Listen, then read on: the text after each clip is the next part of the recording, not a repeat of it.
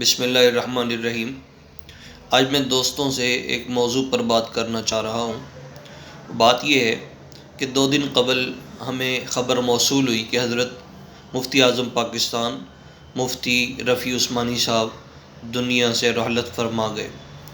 اس جیسی ہی خبر کے پھیلاؤ کے بعد ساتھ میں مفتی تقی عثمانی صاحب کا ٹویٹ سامنے آیا کہ ان کا نماز جنازہ بروز اتوار صبح 9 بجے ادا کیا جائے گا۔ اس خبر کے پہنچتے ہی عوام الناس کے اندر رد و بدل دیکھا گیا اور انہوں نے آؤ دیکھا نہ تاؤ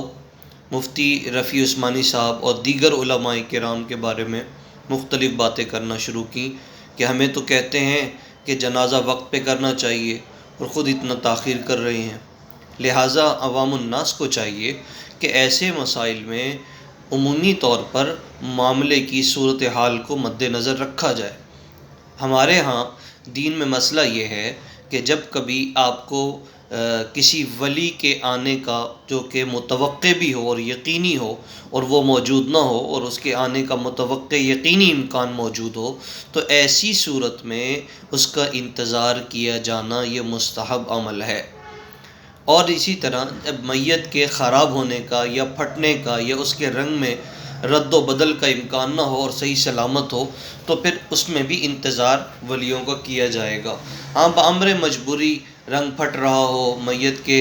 خراب ہونے کا اندیشہ ہو، بو کے پھیلنے کا اندیشہ ہو، ایسی صورت میں میت کو جتنا جلد سے جلد اس کا جنازہ پڑھا کے اس کی تدفین کر دینی چاہیے۔ لہٰذا یہاں اس موقع پر حضرت کے صاحبزادوں میں مولانا زبیر اشرف عثمانی صاحب دامت برکاتہم جو کہ لندن میں موجود تھے اور ان کو جب اس خبر کی اطلاع ملی تو انہوں نے اپنی واپسی کی جلد از جلد کوشش کرنا شروع کی۔ ان کی آمد کے متوقع جو آمد تھی اس کو مد نظر رکھتے ہوئے مفتی تقی عثمانی صاحب نے اتوار کو صبح 9 بجے کا جنازے کا اعلان فرمایا تھا۔ لہٰذا عوام الناس کو چاہیے کہ ایسے معاملات میں جب علماء کرام پر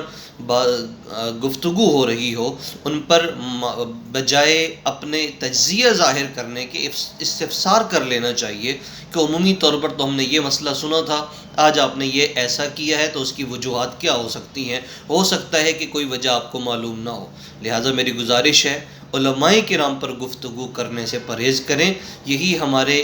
ایمان کی سلامتی کا راز ہے اور یہی لوگ ہیں جن کے بارے میں اللہ نے قرآن میں فرمایا انما یخشی اللہ من عبادہ العلماء کہ لوگوں میں اللہ سے ڈرنے والے تو علماء ہی ہیں۔ یہ معاملات کو